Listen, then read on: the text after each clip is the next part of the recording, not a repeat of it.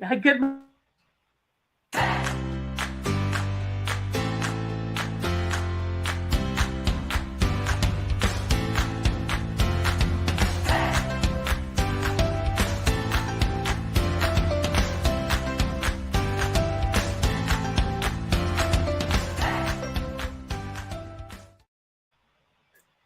Hi. Morning, everyone. You're on the road. I'm in South Carolina, and I'm not connected. It's like a little bit laggy here, so yeah. And even the music. Did you notice the music sounded a little dirgy? You notice that? It was very slow. Maybe just I did. touch. Anyway, good morning. Good morning. Good morning. Yeah, I'm touched in the head. We're gonna say good morning to everybody real quick. If I can actually get my computer to work. Oh my goodness, it's so laggy. Judy Stats was the first one in here this morning. Good morning, Judy. And Judy says, "Happy Canada Day" to all of our Canadian listeners. Yeah. And I say, if my computers would work, I'd be really happy. Judy was here first. Sandy Paddock was in here second. And Sandy Paddock was in here second because she was dropping off a little nugget for us. So I'm going to try and share that with you now for bingo.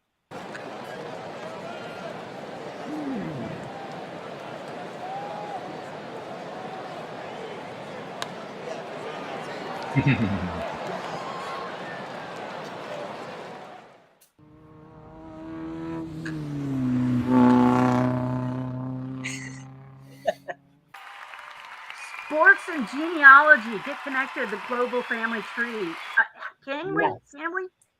Thank you, Sandy. Sure, that is such a good promo for. Yeah, we can do that. We can get sports connected.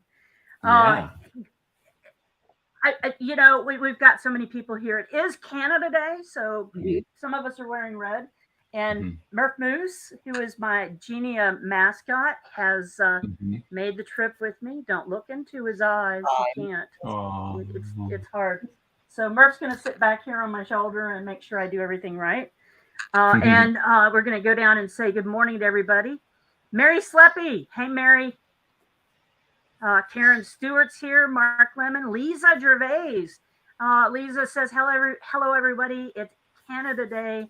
To anyone with Canadian connections. Don't all people have Canadian connections? Oh, yeah. If you try hard enough, sure. Since we're here, tell us why Canada Day is July 1st. Is July 1st? Well, because it was really originally called Dominion Day, and that was the day that it became officially a confederation. The 4 provinces at the time confederated into one country called Canada, and it was signed 1867, July 1st, by the Fathers of Confederation. And that was Queen Victoria. Queen Victoria did that for us. Yeah, she did. Christine Miller's here. Jody Green, Dee Spencer Carr, Sharon Hayes, Susie Carta, Katie Miller, Lynette Jester is out in the Mojave Desert. Hey, Alish. David Randall, Katie Miller, Mo Van Mee is here from Germany. Woo! I love it how people are saying, "Hey, Alish." Hey, Alish. Hey, Mags. Let's see. Beat is here. Everything just went blank. I'm very laggy, so I apologize. Frank, Margaret, Kathy Nava's here. Chris Farriello's here. Who else is here? Victor Rose is here. Let's see. Hillary Gatsby. Hey, Hillary. David Randall. All these people are here. We're so glad that you're here with us for Canada Day. It's also July 4th weekend. I fell asleep last night to fireworks going off here in South Carolina. I am home. I am in Appalachia. I have had boiled peanuts. If you haven't ever had them, have some. I haven't had a biscuit yet, but I'm gonna. So I'm home in Appalachia, and I'm at my mom and dad's house hanging out.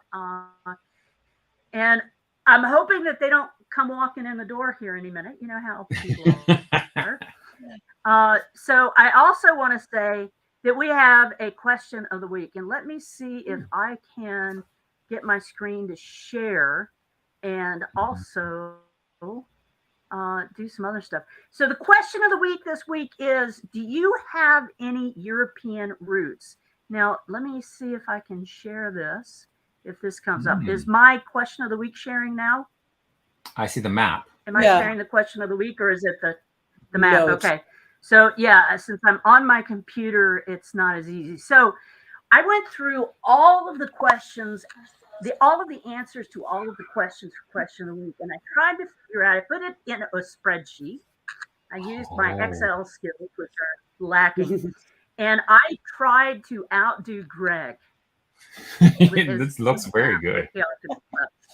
So we'll start with number one down here, which is going to be Bulgaria, and then Romania, and Belarus. Now, these are the number of answers for the questions.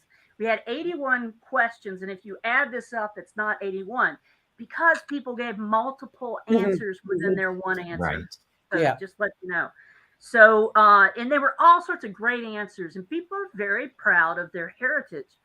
So it's really interesting. So the very first area was Belarus, and also in the answers, people were giving us one of the WikiTree things that we do is that we try and put in the answer for or in the profile where they were living at the time they were living there. So it could have been a lot of people answered Bohemia because Bohemia at a point encompassed some of Eastern Europe, but they were also including Austria because the Austro-Hungarian Empire covered a lot of that area as well. So it was really interesting going through and trying to identify the areas as they are today.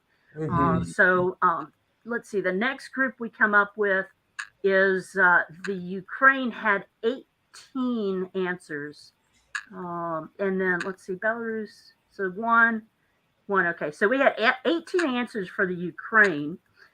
We come over here to Poland. Poland knocked it out of our park. You know, we're going with the baseball analogy here with 29 answers for Poland. Let's see, and Germany had 4 answers. The Czech Republic had 9 answers. Austria had 5 answers. Let's see, Slovenia had 2 answers. Was Alesh one of them? Slovakia had 12. Oh. And then over here to Hungary had 21. And down here, Macedonia had 2. So that's what the question of the week looks like. Let me see if I. What was the top one? Because I thought the dark blue was Germany, the 29. Isn't it Poland? Poland. The one who got 29 votes. Belarus was 1, and then Lithuania. Lithuania and Latvia one had 3, but they both had 3. So do you have map envy? Yeah, that's great. This is a great. Now I want to see. I want to see if I can switch over to this screen. So give me just a second and be patient. I want to remove that. I want to share. Let's see. Stop sharing. And now I want to present. Sorry. Oh, it's so slow. Oh, no. Now I want to. There we go. I got it. Yay. Can you see it now? Not yet. Okay. There, I just hit the add to screen. There. Oh. We had it. Now it's coming. Yes. Nope, there we go. So here's what the question of the week looks like. I have to switch off to that screen. There we go. So we had tons of answers. So if I go back to the very first page, tons of great answers. Go through and upvote these so that everybody sees that you like their answers. And there were lots of people who got into conversations because we're such a collaborative community here at WikiTree. And like Becky Simmons answers to, yes, my great grandfather was Polish, speaking from Galicia. Andrew Sekla, what great giving us links off to those profiles. That's from Andrew Simpler. And then Becky Simmons says, yeah, I've just begun breaking down my brick wall from Russia and Poland. Yeah. So Nice. John Vasky says, "Yep, Bisty, Hungary, which is now Slovakia." We should have had Alesh come in and Yeah. talk to us about Mhm. his roots. Mm-hmm. Yeah. Well, he's in the chat. Yeah. He He's could in probably the join chat. us. He could probably join us if he wanted to. Yeah. Roger Stong says, "I definitely do, but it's distant." But I love these. It's distant, but they give you these names. Maybe Alesh should just come in to pronounce some of these names for me, Yeah. like the Ryczinski family. Stephen Husar was from Slovakia. Sinuski. See, I'm just going to pronounce these names all wrong. Poland. I can pronounce that. Poland, Ukraine. Go through, give these questions a good upvote. And I appreciate you guys doing that. And I'm going to switch this off because I'm laggy. So someone asked in the chat if you could post that map. Can you add that to the GDG post after the Sure live can. cast? Sure can. Because that's very cool. Yeah, I That is love it. cool. Mm-hmm. Good stuff. Look, there's Are you done? I'm done. You're done. I'm so laggy. It's annoying for me to try and do it, and I'm sure it's Yeah. annoying for you guys to try and watch. No, Yeah. no. Well, it's not annoying. It's always lovely watching you and listening to you, Megs. But Thank you, Greg. I'll send you that 20 yeah, that's right. That's later. well, it's Canada Day, so I have to be extra polite. And for Canada Day, what are our connections for Canada Day? Yeah, well, for me, it's a busy day. So, if I fumble on Wait, Greg, what are you doing today? Well, that's what I was going to say. This is my excuse. If I fumble on some of these profiles, it's because I haven't had a chance to read every single one of them, and there'll be a couple that I think I might be surprised on and reading for the first time, because it's a big day here. We have a big Canada Day celebration. We don't always have a big party at our place on Canada Day, but this year I've invited all of my siblings. So, and I mean all of my siblings. So the siblings I grew up with, my brother and sister I grew up with, as well as the siblings I just met a few years ago when I found my biological family. So they're all coming together. And so my siblings will be here, and those that have children and grandchildren will bring those children and grandchildren. So it'll be a great celebration. We'll have about 30 people or so. So, wow. Greg, do you promise that you will take a picture of everybody? I will. And show us? Yes. You'll have to get releases from everybody, though. Yeah, I know. Even the wee little fellows. Yeah, that's right. So, yeah, it'll be a great Canada Day. But before that, now last week's profiles were pretty Canadian, and there was some Canadian content because this weekend is also the prelude or the lead into the American July 4th weekend, and that's the theme for this week. Profiles are American founders. So once again, another episode of Canadians learning about Americans. Which American founder are you most closely connected to? And going through it, I am actually distant cousins with a number of them, which was a surprise to me. And some. Greg, your closest is Josiah Bartlett. Oh, okay, that's what I haven't got to. Isn't he? Wasn't he the president in the West Wing? Yeah, that's funny. Is that who that is? Really? No. Can't be. But wasn't that his name? It was close to that. Yeah, it was. It may. I don't know. We'll have to look and see when she gets it. Roger Sherman is your closest, Betsy, at 14, and mine is Edmund Pendleton at 13. Oh, hey, it's Alesh. Hey, Alesh. Alesh. Welcome. How are you, Alesh?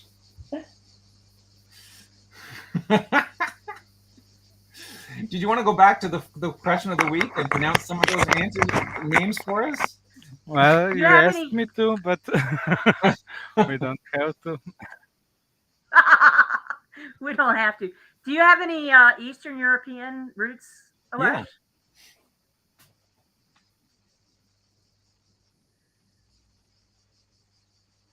Yeah. Can you hear Did he hear me? Yeah, now I can. I had double audio. Oh, okay. That's nasty when you have the double audio. No, and you don't want to hear me 3 times. Yeah, that's really too much. European roots? Yeah, Slovenian, all of them.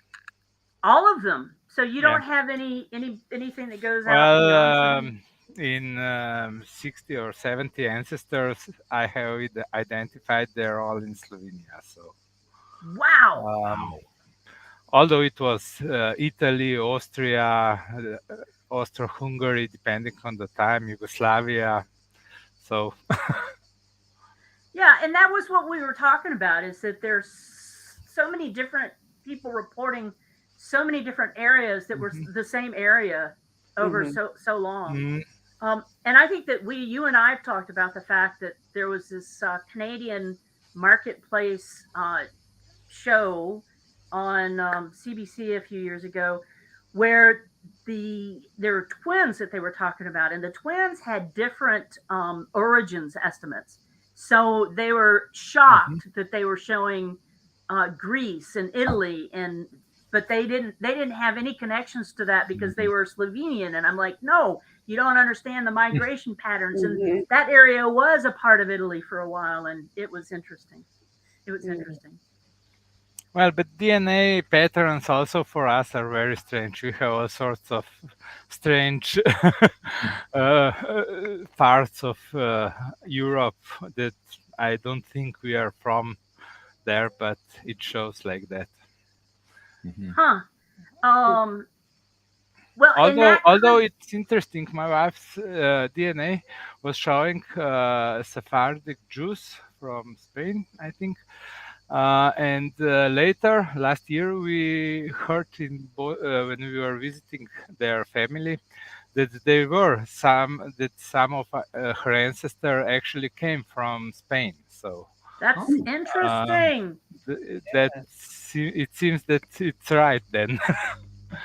Yeah, that's crazy. That's crazy good. But also, the percentages vary a lot. So my wife and her sister with the same parents have very different DNA picture from. My sister is way more Irish than I am. Way more Irish than I am. Yes, but the parents are the same. Yeah, they are. And the other thing that I was going to ask you was, when you test DNA, sometimes it's looking at very, very ancient information, going back to the original migration routes out of Africa and up through. And a lot of people went through your area to get to Europe.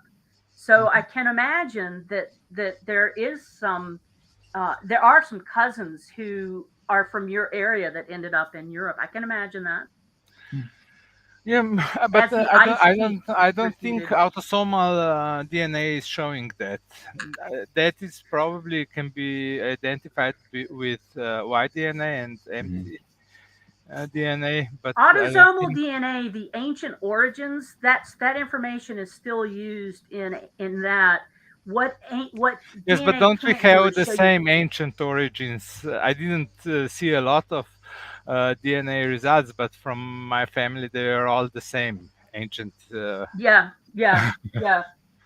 Origins. So I wasn't really convinced that that's really so. But most likely, according to our knowledge of the history, I mean, 15,000 years ago, we don't know. Yeah, that is so cool that you know. Yeah, and of course, Alesh knows all that, and Mira probably too. Thanks, Alesh, for coming in. We have that answer for you. I saw that. Yeah, do you see that? I was right. It was Josiah Bartlett, but that's not the profile. He's not my favorite president. He was my favorite president. My favorite fictional president. But anyways, should I go on with the Yes, please. Okay, there we go. So which American founder are you most closely connected to? So we're going to start with Benjamin Franklin. And if I were to read through all about Benjamin Franklin and go through all his details, we would easily go way, way, way over. But let me just try and do some highlights. Of course, very famous American. Born on the 17th of January, 1706, just a day after my birthday, and died on the 17th of April, 1790. So lots of 17s in that birth, in those dates. So that's very cool. Did he get married on his 17th? Let's see. No, married on the 1st of September, but it's still in the 1700s. So there we go. And let me see. Oh, you know what? What I didn't do is I didn't turn on the extensions. So let me just allow. Let me just turn on extensions and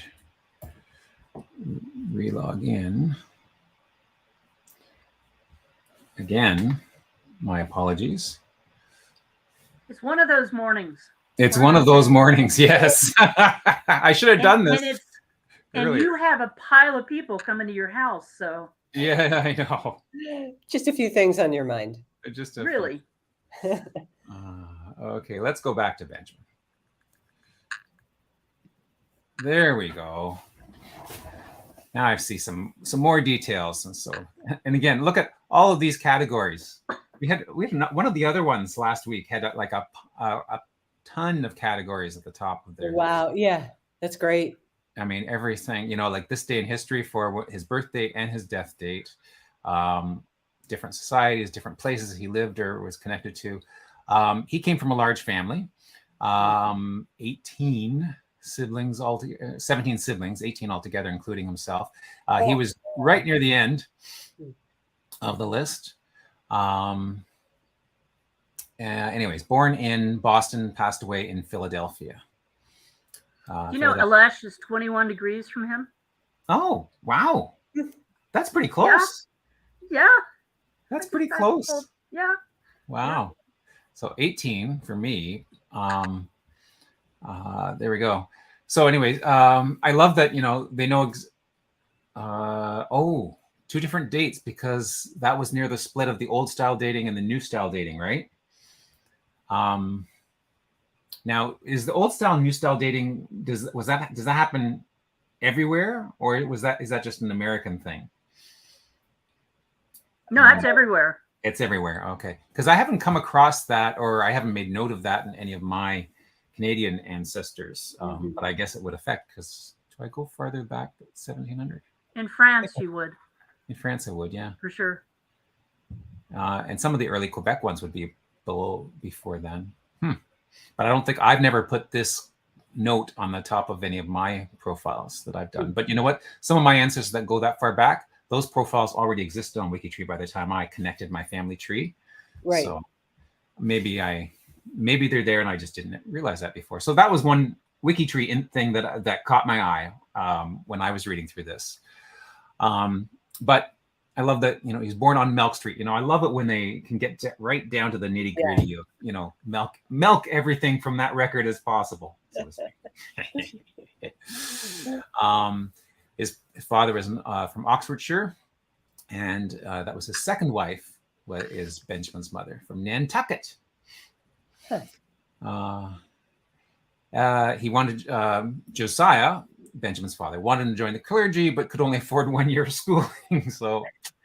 And priests, clergy needed more than that. So guess off to the printing press he went to work for his uncle. So he did that, was obviously a very good apprentice, except that actually ended up making his uncle jealous because of that. And interestingly, because he couldn't publish articles in his own name, his uncle wouldn't allow that. He wrote them with an alias, Silence Dogood, and slipped them under the door to get printed in the paper. So I thought that was pretty cool. Interesting. Smallpox was deadly at this time. One part of the family supported inoculation, but the other part did not. So the same things that we've been experiencing in differing points of view, that's been happening for years. That's not just a new thing. He ran away to Philadelphia, but running away was illegal in those times because in early American culture, society demanded that every person have a place. So runaways did not fit in with that.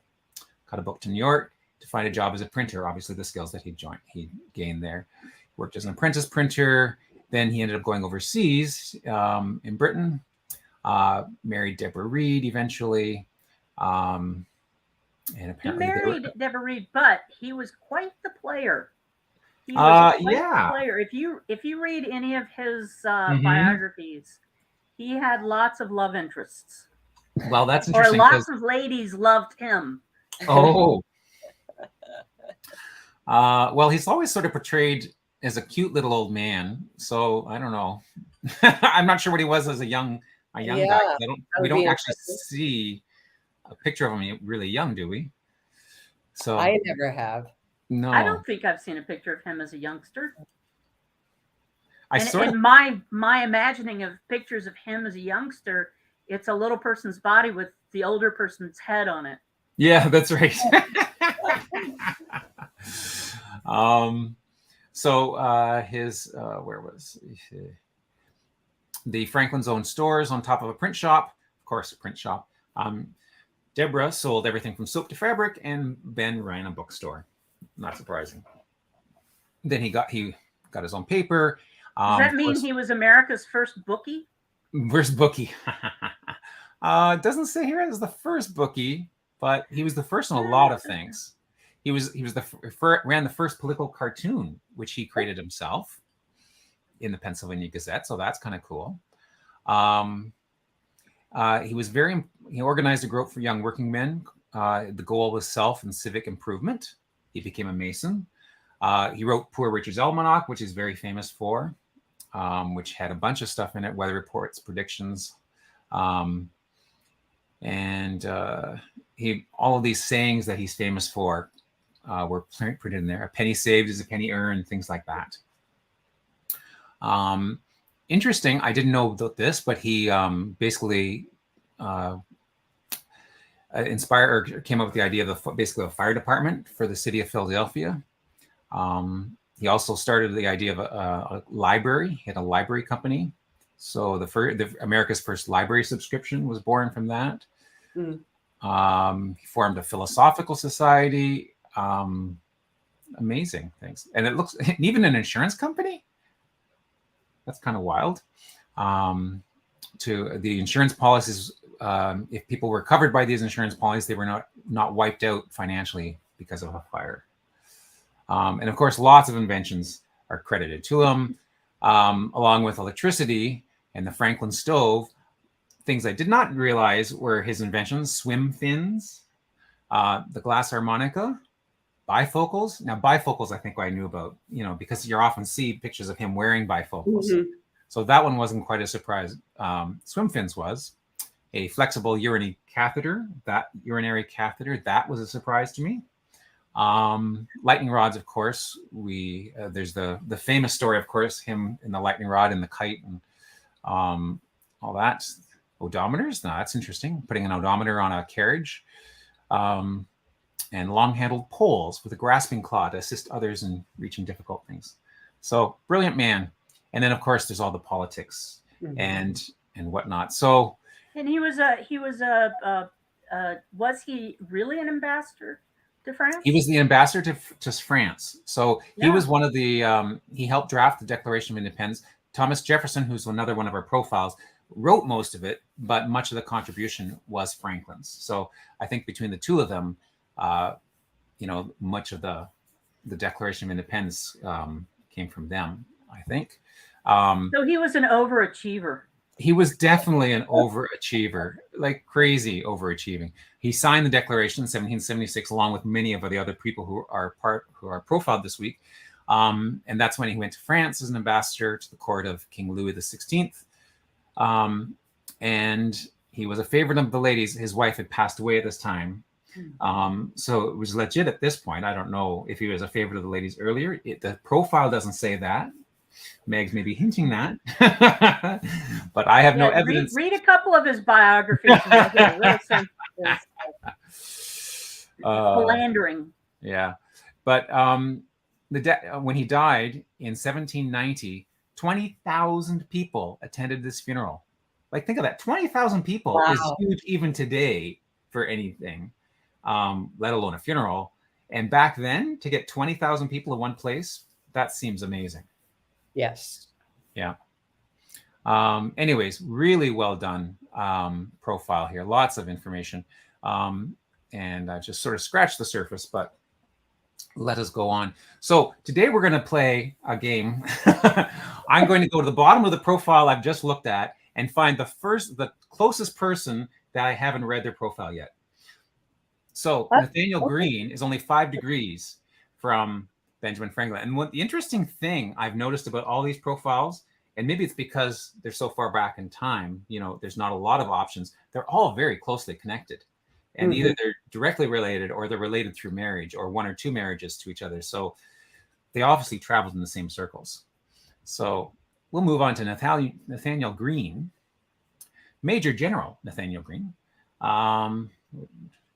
who has a huge, long profile, lots of different subsections. So I like when they do this because then you can sort of jump straight to something you're most interested in.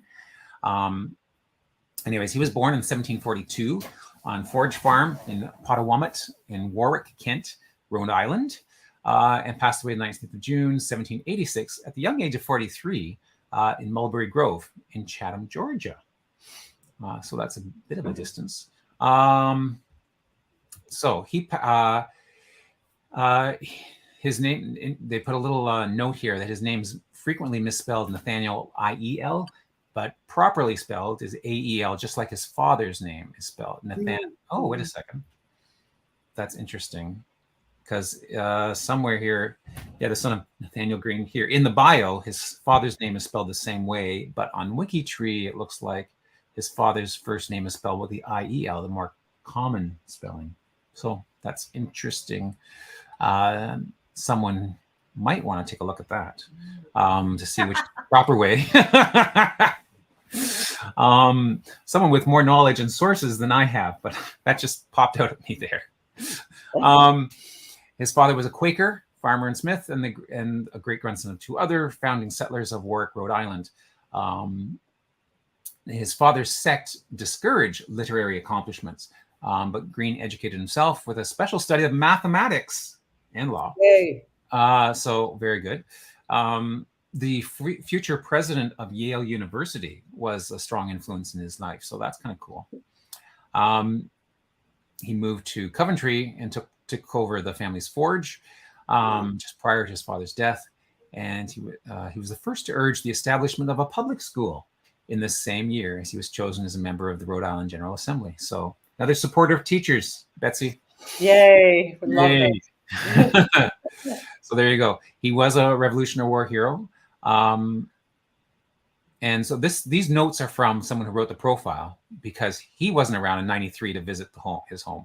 The person who wrote the profile. And the city that I am in currently is named after him.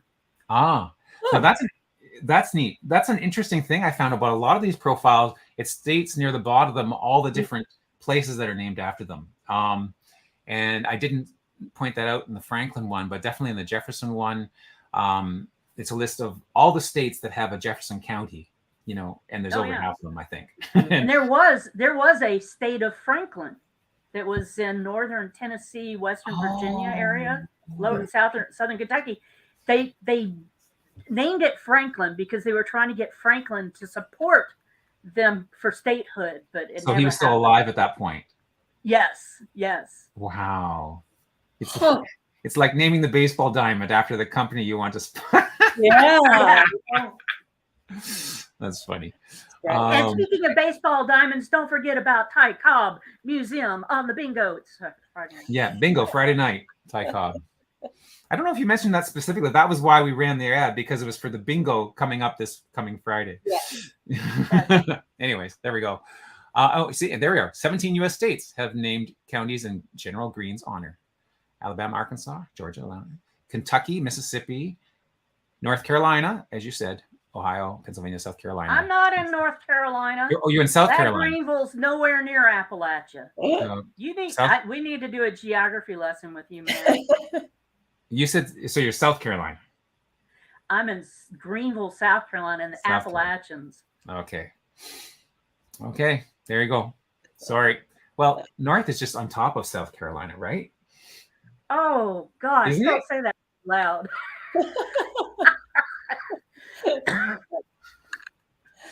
As what are you talking about now? What's that? What's on the screen? Nathaniel Green. There you go. Nathaniel Green. Okay, we'll go back. We'll move on. Let's go on. Next, so we already talked about Benjamin, so let's move on to Thomas Jefferson, who is my distant cousin, 17th cousin, 7 times removed. And interesting, I'm pretty sure this is one of the ones that goes through, well, obviously goes through some of my French connection, but there's a couple that actually goes through my dad's line, which is interesting. So the Irish, Yeah, Scottish, usually it's your mother's. Yeah, it's usually my mother's. Yeah, the French side. But there's a couple that have gone through it's actually my father's maternal line, which is overland, and is in England. There's Suffolkshire and Cambridgeshire, those areas. So interesting. President Thomas Jefferson, born 13th of April, 1743 in Shadwell Plantation, Albemarle County, in the colony and dominion of Virginia. So that would be Albemarle. What's that? Albemarle. Albemarle. Yep. Okay. I wonder how you speak in Appalachian soon. Yeah, that's right. There's no Appalachian in the Duolingo app. So, and died on the 4th of July, 1826, at age of 83 in Monticello, Albemarle County, Virginia. And by then, of course, it was the United States. Again, I love these. So you can see how the progression. Of course, the first president was Washington, then John Adams, which I actually knew. When I saw that he was the third, I thought, okay, who's in between? I think it's Adams. And I was right. Of course, you had a couple Adams, right? 2 different Adams. So I didn't have to say whether it was John or John. And then there were fathers and sons. I know, yeah. So, I knew in the family. Without even cheating, I knew that the second president was an Adams. So there you go. I felt proud of myself for that. But what I didn't realize was that he had been all these other things. So before he became third president of the United States, he had been a governor of Virginia, the second one after Patrick Henry, who's also another profile we'll get to. He was the first Secretary of State. So that would have been when George Washington was president. And then he was the second vice president ever. So when John Adams was president, he was the vice president, and then he just moved into the presidency. There we go. Aaron Burr, that name comes up in the musical Hamilton. So I know. There we go. At a dinner, this is an interesting quote from JFK. At a dinner to honor Nobel Prize recipients of the Western Hemisphere, U.S. President John F. Kennedy said, "I want to tell you how welcome you are to the White House. I think this is the most extraordinary collection of talent, of human knowledge that has ever been gathered together at the White House, with the possible exception of when Thomas Jefferson dined alone." So it's praising Thomas Jefferson, but I'm not sure it's really praising his guests. But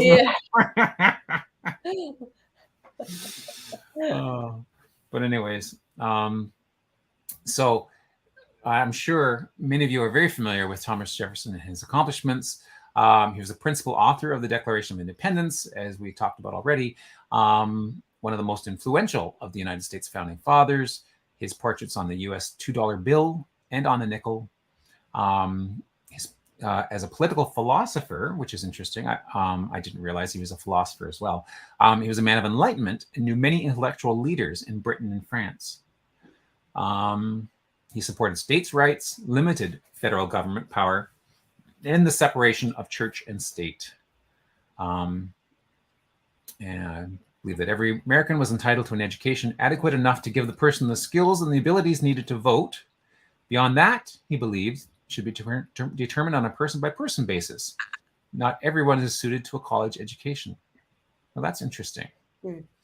And then I found this interesting. He had many hats: horticulturalist, wouldn't have guessed that; statesman, architect, archaeologist, paleontologist, author, inventor, and founder of the University of Virginia. So that's kind of cool. I did find it when I read this first. He died on July 4th. Well, how appropriate for a president. But not only that, someone else died on the exact same day, right? John Adams, Mhm. the which previous happens president. to have been the 50th anniversary of the Declaration of Independence. Thank you, David Randall. Yeah. So that's very wild, eh? That Yeah. they both died on an anniversary of such a that's almost conspiracy theory.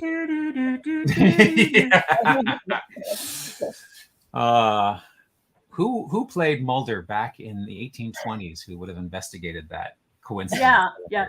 I also think it's interesting that we have a Canadian transplant Appalachian, a Slovenian, and a woman who has Canadian, American, and Taiwanese background going through all of these wonderful profiles.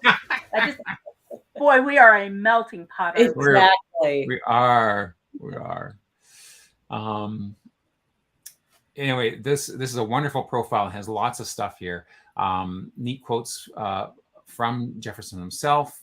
Some notes about DNA and his legacy. Again, 26 U.S. states. See, over half. 25 would be half. Named counties in his honor. His DNA has been tested and tested and run through the ringer and published, and it's pretty cool that all of his family has been able to connect to him. Yeah. Anyways, there's lots of excellent links as well, so that's kind of neat. So let's see who he's closest connected to. Oh, Patrick Henry, 6 degrees. Patrick Henry, who, and when I thought, is this the one who said, "Give me liberty, give me death"? And sure enough, I found in the thing, that was the Patrick Henry. He's one of my closest at 13. Is he? Okay. Yeah. Wow. That's close. So yeah, he was American patriot, famous for "Give me liberty or give me death." Born on 29th of May, 1736 in Studley, Hanover County, Virginia. I'm sure a lot of guys would like to say I was born in Studley, but passed away at the age of 63 in Red Hill, Charlotte County, Virginia, United States. He was the first governor of Virginia, and the sixth, and then became the sixth governor again. The fourth of 10 known children and the youngest of 4 sons. He was in his late teens. He first married Sarah Shelton, and they had 6 children. And then he had a second marriage and had 11 children after that. So he was very, very prolific. Unfortunately, he passed away at 63 of stomach cancer and was buried at Henry Cemetery in Red Hill. And then gives a nice timeline. So that's very cool to sort of split out, go year by year of when he did. So I like the way that the profile does that too, where they bold the first letter, the first word. Yeah. It makes it so much more readable. It's very visual. Yeah. It really, and like if you just want to scan and think, okay, during the revolution itself, so you want to jump down straight to the down. I like makes that. It easy. It's very cool. Like in there, I can immediately find when the Liberty or Death speech was done and where and whatnot. And that was just 2 months before his wife's death. So that's very sad. Anyways, really well done. Does it say how many? 9 U.S. states have counties named after him. And then a note about the enslaved as well. Okay, Edmund Pendleton. Who is Edmund Pendleton? Now, one of these links will be listed at the bottom as connections will be the WikiTree of the week. And because I haven't gone through every single one of them, that'll be my surprise. My other closest. This one is your closest, Alesh? Yeah, 18 degrees. 18. And my closest at 13. Oh, wow. You guys are all closer than me. But he's my cousin. Is he your cousin? He is my 12th cousin. Wait, let me make sure. He's my 12th cousin 8 times removed, or my 19th grandfather. We share a 19th grandfather. Oh, wow. I have 7 jumps through marriage. I don't think I have that many. Let me look and see. I have to go back to the very beginning to see that. I just have 17 degrees, but I have only 2 jumps. Oh, So I pretty close. have I have 1 jump. Okay. So look And at it's, all the different ways he's connected to me. Like he's my 20th. I'm connected through my. Golly. Like, look at all those. Like, Wow. that's crazy. What you live in the wrong country, Greg. Yeah, I know. But these are all the French Canadian connections. And well, I showed last week that Ancestor Webs app. Oh man. Yeah. Once you get past a certain number of generations, it really is a spider's web up there. So but this here, it says connections, 56,668 connections. Does that mean that's his CC7 score? Wow. Is that what that means? The number of connections? You should know that. What's that? Well, Alesh, is that his CC7 score? That's CC7, yes. The 56,000? 56,000? That's an insane number. 56,668. Wow. It's not the highest one, but No, it's not the high. Yeah, but that's wild. I mean, CC7 yes, goes up to 200, almost 200,000 profiles. Wow. I mean, just at We degree have, 2. we have a list. We have a list of top notables with biggest CC7. Yeah. Wow. Amazing. Anyways, born on September 9th, 1721, in what is now Caroline, Virginia? Not Carolina. Caroline. Okay. Son of Henry Pendleton and Mary Bishop Taylor. Then it lists the rest of his family. He's a member of the Virginia legislature before and during the war, and attended the First Continental Congress alongside George Washington and Patrick Henry as Virginia's delegates. So he was the delegate for Virginia, and led the conventions where Virginia declared independence and adopted the U.S. Constitution.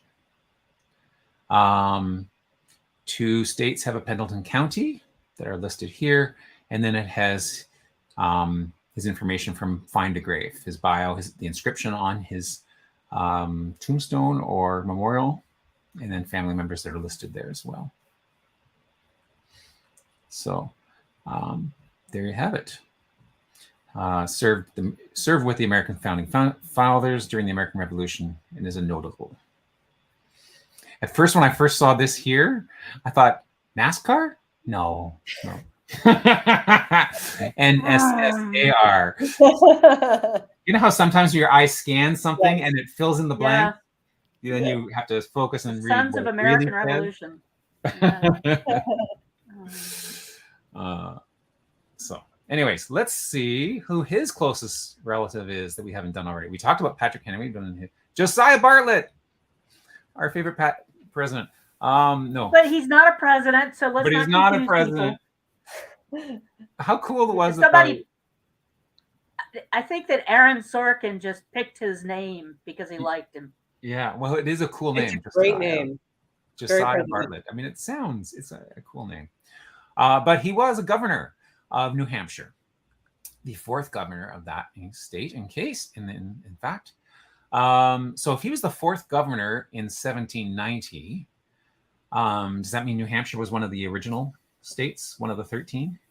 Yes. Yeah, it was. Okay. I would have guessed that because of it. I'm thinking most of the original ones are up in the New England area, or most of the New England ones were part of the original. All the way down to South Carolina, Georgia. South Carolina was one of the originals. Listen to that, South Carolina was. He was part of the 1776 project. He was the first to vote and the second person to sign the Declaration of Independence. So that's a cool claim to fame. He was an American physician and a statesman, and a delegate to the Second Continental Congress for New Hampshire, and a signatory of the Declaration of Independence. He was a colonel in the 7th Regiment as well. Interesting, but I hope and trust that the supreme disposer of all events.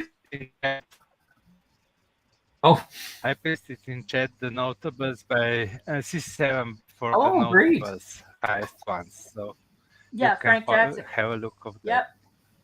Thanks, Alesh. That's great. Awesome. Very cool. Very neat. Let's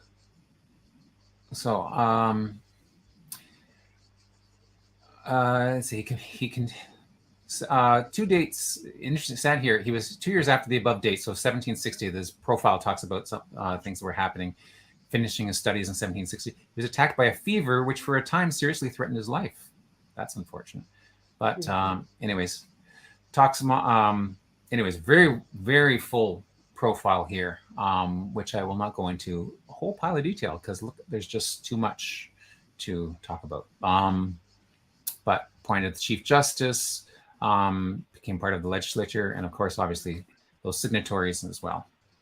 And the lead character, here we are, in the NBC series, The West Wing, President Josiah Bartlett is a fictional creation of the award-winning Aaron Sorkin, who just Alan Arkin passed away, not Aaron Sorkin. Sorry, who became the commander-in-chief as a descendant of the accomplished person. So he apparently, fictionally descended from this guy. So that's interesting. We have an upvote. We have an upvote from Laura, who says that it's nice to see Alesh on the Saturday Roundup. It is very cool. Nice to have. It is. Yeah. Thank you. We drug him in, kicking and screaming. Yes, that's great. Abigail Adams is the next one, and this is the first woman that we've had in the profiles this week. Abigail Quincy Smith Adams is the spouse of the U.S. President and Vice President. And mother of. What's that? And mother of John Quincy Adams. Mother of John Quincy. So the other President Adams, right? Oh. Here, somebody has something interesting. Josiah Bartlett is 20 degrees from the actor Martin Sheen. Oh, how cool is that? That's fun. Thank you. That is neat. Way to go, David. Thanks for telling us that. That's cool. So throughout President John Adams' career, his wife, Abigail Adams, served as an unofficial advisor to him. And the letters show him seeking her counsel on many issues. She remained a supportive spouse and confident after her husband became the president in 70, and her eldest son, John Quincy, would then become president 7 years after her death. Abigail Adams was the wife of John Adams, second president. Okay, blah, blah. One of the most documented of the first ladies. She's remembered for the many letters she wrote to her husband while he stayed in Philadelphia during the Continental Congresses. And John frequently sought her advice. That's very cool. And it goes, nice portrait there. Apparently they were third cousins before they became married. And anyways, lots of, again, like many of these, there's a lot is known about these early prominent Americans. And so the profiles are full of a lot of good meat and interesting information.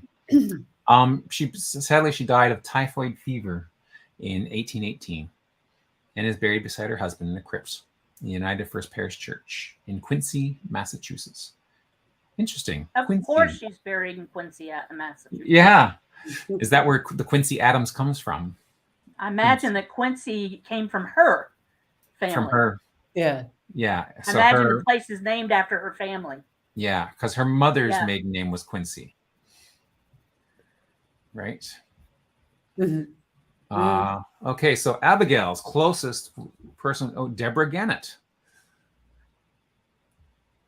A distant cousin, born in 1760, and passed away at the age of 66 at 1827.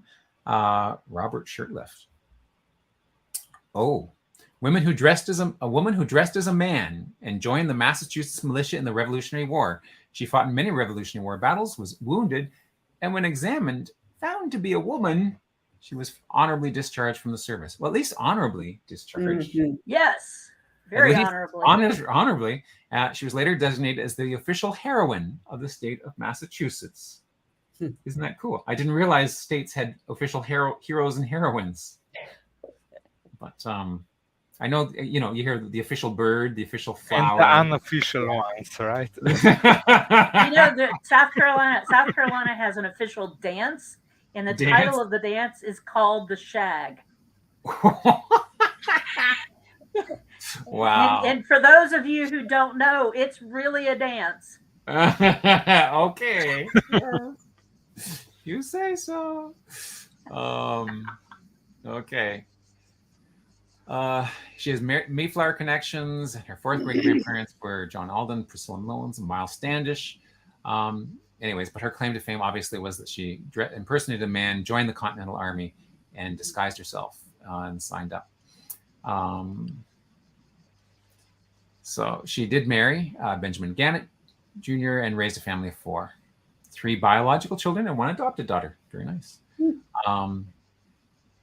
She had to wrestle with the bureaucracy about to receive her military pension, which wasn't fully approved until 1816.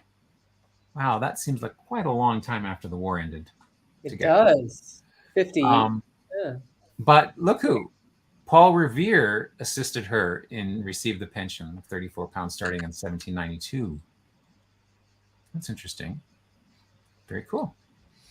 Unfortunately, she died of yellow fever at the age of 66 in 1827, and then named the official heroine in 1983.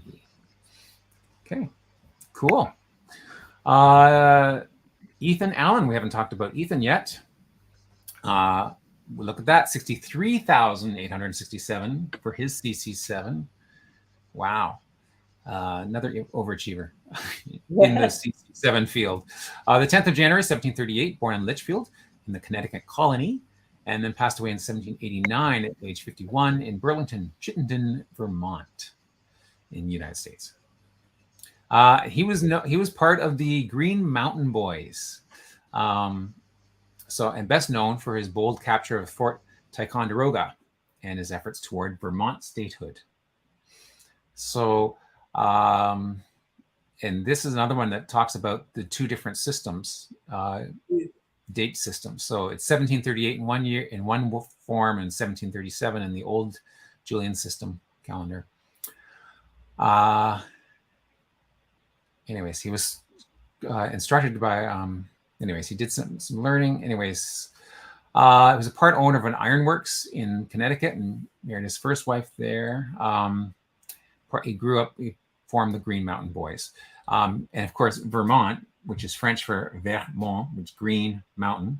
Put those 2 words together, you get Vermont. I bet that there are very few Americans who actually know that. Oh, really?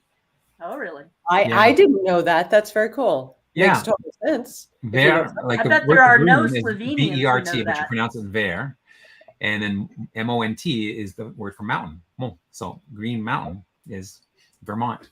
So Green Mountain Boys, I knew it had to do with Vermont even before I read further. So anyways, very cool. But the dispute was 2 different people. The governor of New Hampshire granted it, this land to them, and then King George granted land to other people they called the Yorkers from the New York side. They didn't agree on where who owned what, and so they the Green Mountain Boys intimidated and got rid of the Yorkers apparently. But then they legitimately joined the Continental Army, I believe, somewhere here. And they formed a plan to take Ticonderoga and sent Colonel Benedict Arnold to lead an expedition. They joined forces. They attacked the force immediately, and they won that. But then their next attack, he tried to do a surprise attack on Montreal, and he was supposed to do that with another group, but Major John Brown did not show up to carry out his part, and so they were captured by General Guy Carleton of the British Army, and so he was prisoner of war for 3 years until prisoner exchange. Did you just mention Canada? I did. It's Canada Day, right? It is Canada Day. Anyways, and he's all about Vermont independence. But apparently Vermont did not get their statehood claimed initially because New York was still claiming part of that area. So Vermont was not accepted initially. And it looks like he switched back to the British to become a British. He asked the British for Vermont to become a British province again because he wanted Vermont to be recognized. So I'm not sure when and where Vermont became a state after that. So anyway, that's where my understanding ends with Vermont here. Have we talked about Roger Sherman yet? I don't think so. Let's see. Born in 1721 in Newton, Middlesex, province of Massachusetts Bay. Passed away 1793 in New Haven, Connecticut. Was a U.S. senator from Connecticut. And so the fun fact about him is he's the only founding father to have signed all 4 great state papers of the U.S. Now, I would not have been able to name the four big ones, but luckily the WikiTree person who created this profile did. So the Continental Association, the Declaration of Independence, the Articles of Confederation, and the Constitution itself. And later on in the profile, it does say that there was only one other person who signed 3 of those. So there's a person who signed 3 of the 4. He's the only one who signed all 4 of those. And then a bunch of people will have signed 2 of the 4 of those. So I'm skipping through a bunch of it here because I do want to give Betsy some time before noon. No, really? And there's still some prep I have to do for the get together. I'm looking out your windows to see if your family is arriving already. No, not yet. He's memorable for a stance against paper money. Interesting. Oh. He thought paper money, not a good idea. So he wanted to insert the words coin money after the words coin money, and to add some verbiage to not allow paper money to happen. He wanted to crush paper money. So I thought that was an interesting stance for someone to have back then. But moving on. Oh, the other question I have about Sherman was he related in any way to Sherman tanks. My guess is not. It's a bit early on. Though maybe one of his descendants, possibly. We talked about Ethan Allen. Let's see. It looks like London Atis might be the last person. And apparently has lots of different possible ways of spelling his last name through various documents. And his parentage is not, there's no profile for his parents here in WikiTree. He was an enslaved man who fought in both the Army and the Navy in the Revolutionary War. He was a slave of the Reverend James Lyon and was born around 1759, reportedly in Newark, New Jersey. He came to Machias from Nova Scotia in 1771 with his owner, the Reverend James Lyon, the first minister of the Congregational Church at Machias, who was from New Jersey. London's parents were slaves of Isaac Lyon, a prominent New Jersey landowner. He enlisted in Colonel John Allen's company of artillery in the Revolutionary War. He served under Lieutenant William Albee of Massachusetts and served under Captain George Little for 3 months on the sloop Winthrop for extra pay. He was able to purchase his freedom from the Reverend and became a free citizen of Machias. He became a lumberer and began shipping lumber to the ports of Portland, Boston, and the eastern coast of America. He had much Revolutionary War service, played a role in the first naval battle as well. And then there's some details about various people. And he died in 1843 in Machias, Maine, which is a town in Maine. I didn't say where Machias was earlier. So interesting. And Sharon Haynes is born in the 50s. So she's probably our WikiTreeer of the week. Yes. And I think I think I've covered everyone. Yay, Sharon. Way to go. My 23rd cousin. Yay, America. Yay. Happy Canada Day. Happy 4th of July. Happy 4th of July coming up. Oh, thank you, Greg. That was a great history lesson. Well, you learned about the origin of Vermont, if nothing else. Yes. I helped you there. And there were some Canadian stuff tied in there. There was some Canada Canadian there too. connections. Yeah, that's right. And I have some Canadian connections too. I have Hmm. three more music photos. I have 3 WikiTree ancestors to celebrate, and 1 tip. So let's go to the photos. Oh, look at Greg's. I never did get a chance to post this, but this is my music. Our Oh, band. wait, I'm missing it. Show me. Oh, Oh, you want me to remove myself so that you can be sure, larger? if you want. Yeah. Okay. So in high school, my band actually recorded an album, and here I am playing the baritone sax. Whoopsie. Oops. Where'd How you do I go? do that? Oh, There we go. There. There we go. Playing the bari sax. Anyways, and I think I'm playing. Oh well, that's okay. Anyways, that's my music photo of the week. Sorry. All right. So I'm going to go back over here and make this a little bit. This is a great one.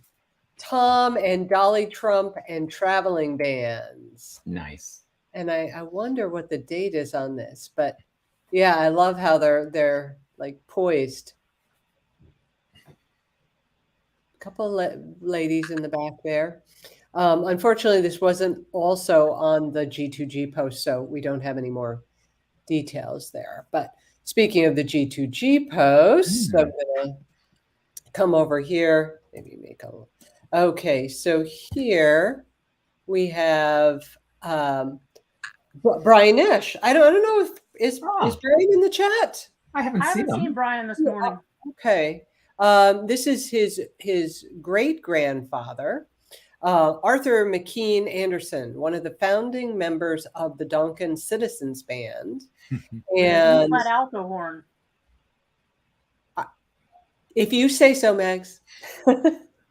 And it actually, his mother, so he died before his mother was born, and she had never seen a picture of him until Brian showed her this image. Nice. So, yeah, special one. And then from Azure, this is her cousin, Kelly Jo Anderson, a violinist who played for the Seattle Symphony, but lost too soon at the age of 56. Yeah. Looks like she's playing a recital, and looks like she's a beautiful player. So 1, 2, 3. And then I have in G2G, we have celebrate your ancestors with a connection to July. So this is open all month. So please post who your July connection ancestors are, and we will talk about them. The first person to respond was Sally Kimball, and she said that one of her second great grandmothers was born on the 4th of July. Nice. And we actually had a number of these born on the 4th of July folks. And I will say I was supposed to be born on the 4th of July, but I was late. So, happy early birthday. Yes, thank you. Well, it's actually next Saturday. So spoiler alert. Oh, yeah. So let me go to, there's Martha A. Jones Smee. Yeah. And this is a very, very well done profile that Sally's put together. She's born in Perry County, Pennsylvania on the 4th of July. And Martha also has an image where this was recorded in the family Bible. Daughter of Robert Jones and Jane Hart Jones. Came out of a family of at least 10 children. And then she married Jacob Smee in Pennsylvania. However, they made their home in Michigan, where Jacob had gone in the mid-1850s to make his home and work as a blacksmith. They had 6 children for sure, because on the 1900 census, she said so. And unfortunately, the marriage did not last. They were divorced in 1896 on grounds of cruelty and drunkenness, unfortunately. 5 days short of their 32nd wedding anniversary. Speaking of wedding anniversaries, Hillary Gadsby Yes. has a big one coming up next Ooh, weekend. what's the number? I can't see the chat right now. She doesn't give a number. She She's doesn't just say. Well, big It's one. the 80th. It's the 80th. She's really old. Oh, you're bad. Sorry, Hillary. Happy anniversary, Hillary. Happy anniversary. And she made her way by the time last years of her life. She was in Illinois, my state, and ended up being buried at Illini Cemetery in Macon County, Illinois. So very well sourced and research notes and all the good stuff. Then Pat Miller. Actually, I'm going to go back to the post. Pat Miller shared about her. Oh, I'm going to apologize in advance. I might be wrong on the. I think this is her great grandmother. Yes, one of her great grandmothers, whose name she went by Lizzie. And here is her profile. Elizabeth Stymist Bartlett Pritchard. And Lizzie was very close with Pat's father, and told him two things about the family: that they were descended from Annika Jans and Jasper Steinmetz. And that's when Pat heard about this, she asked her father, well, what else? And he said, that's all I know.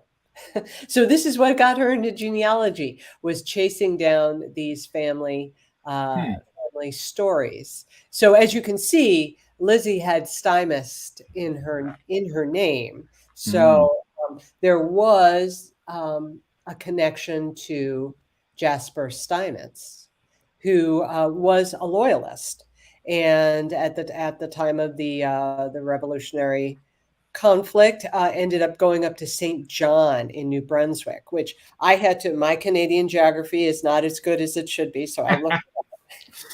Full disclosure. And so if you're following the coastline of the very northeastern part of the United States, you have New Hampshire and Maine, and then immediately after that, you would find New Brunswick and St. John is a town there. So Pat is one of his descendants. Very nice, interesting bio here. And but she was not able to find any connection with Annika Jans.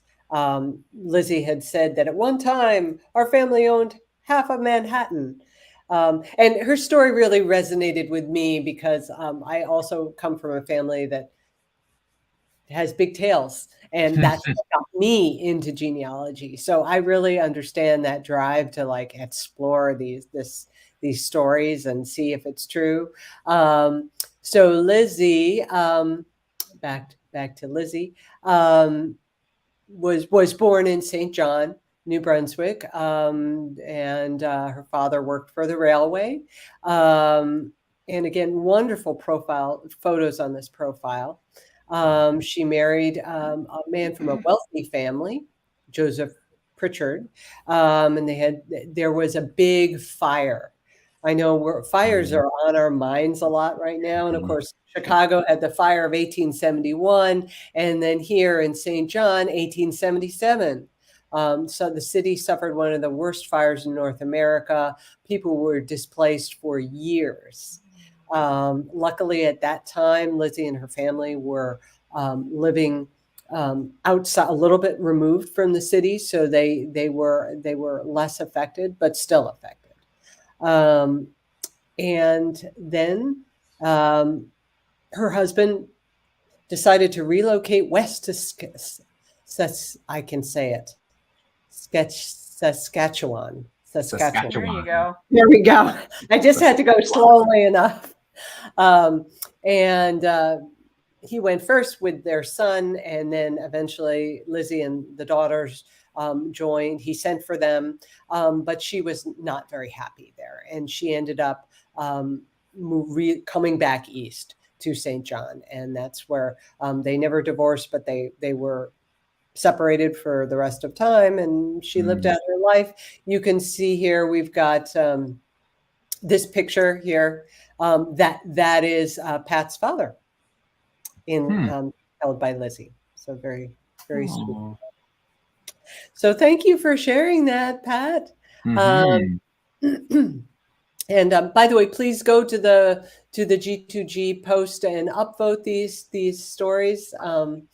And our last one comes from Azure Robinson. Yay! Yay! And she was. This is her mother, who was born on July 15th. So. By the way, I did not say Lizzie's connection to July, and right. I'm blanking on it right now. But there was a connection to July. Okay. Anyway, back to Azure's mother. I'm going to go to the G2G post because Azure shared 2 photos in that post that were lovely. So we have here, this is her mother getting married at 15. They had 9 children. And at some point, she won a sewing machine in a radio contest. Wow. And learned how to sew. Here she is wearing one of the dresses she made. And she made clothes for all the children. And since there were so many of them, she was pretty busy making clothes. And eventually, she started making clothes for other people outside of the family too. So, and of course, this gorgeous red hair that runs in your family. So it's a very, very, very beautiful profile. Visit it. It's linked. And I guess I'll move on to the tip. Okay. So, tip of the week. Well, as I mentioned, I have been traveling and I've been driving by cemeteries, and I thought I would just show everybody how to find your connections in a cemetery. Unfortunately, the ones that I drove by, I really didn't have time this trip to go in and visit, but they looked intriguing. And when you are visiting a cemetery, it's really cool to know who your closest connection is. So I'm just going to walk everybody through sort of like the very, very basic way, and then suggest that you bookmark this tab. So go to categories, cemeteries, and then North America cemeteries, United States. And okay, so for me, once I get to this page, this would be what I want to bookmark, because from here I can navigate, for me, what the cemeteries that I'm most likely interested in to be looking at. So I was visiting New Hampshire, and I noticed an intriguing cemetery there. It goes by county, and then you can look for the cemetery name. And it was Proprietor's Burying Ground. Wow, that's an interesting name. Yeah, that's what caught my attention. And so, first thing you can see is there are 49 WikiTree profiles of people who are buried in this cemetery, and here you can see all of them. And of course, jump to their profiles. However, if I go up here to my connections, it will show me in closest to farthest order how those people are related to me. So I could go to this person and see the connection. So it's just a sort of fun way to focus your. Are you wait there? I would see how I am connected. Nice. So just a fun way to focus your cemetery. Nice. Yeah. Nice. Very nice. Well, we're going to wrap up this week by telling you that if you're watching later on, or you're watching right now, go down and give us an upvote for our videos. If you upvote us enough, we'll have Alice back. Yeah. And I'm also going to see if I can get this to work. There we go. We've got some fun stuff to show you coming up. Love that AON gives us this. Our what's happening in July. So coming up the 5th. What is that? Ask Alesh. What would you like to know about WikiTree Plus? That is one I need to watch. Mm-hmm. I always need to watch. It's on each month, so Every month. It's on each month, yes. But yeah, I need to watch more of that.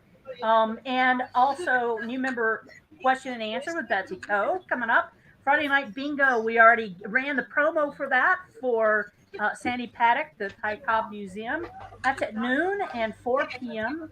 You can watch that on all of this sorts of stuff. The WikiTree browser extension with Jonathan is on at 6 p.m. for that. And let's see, my screen's popping up stuff. The Saturday Roundup with us again, coming up on July the 8th. Is that correct? July Yes, the 8th? it is. Yeah. It is.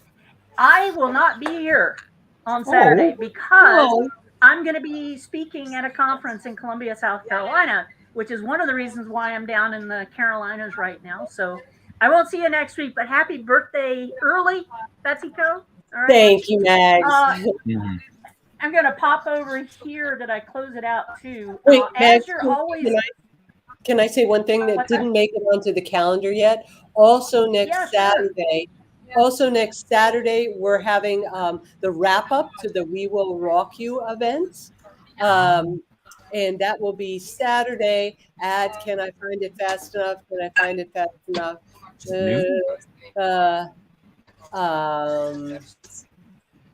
It will be a live cast in the afternoon. Yeah. Sorry, I can't pull up the time, but that's also happening. And Azure always gives us some great information. If you go over to the project page for the Ambassadors Project, and ambassadors are those WikiTreeers who like to get out and spread the word on social media. Azure has a great tab in the middle of the Ambassadors Project. It gives us all sorts of great information on that. Let's see, stop sharing. I have to stop sharing and then share again a different page to show you that one. Let's see, present. Greg, you're probably about to die because you've got company coming. I need to get moving. So here's the social media information. Check out the social media team page at space:social media and get your information about what you can share for WikiTree from that page. And we will see you next week. Same place, same time, same people. Same bat channel. Same bat channel. And Greg, have a great time with your family. Yes, I will. Alesh, thank you for jumping in and sharing your Slovenia with us. Great. No problem. We'll see. I'll see you Wednesday morning, Alesh. Everybody else next week. Yep. Yeah. Happy Canada Day. Bye.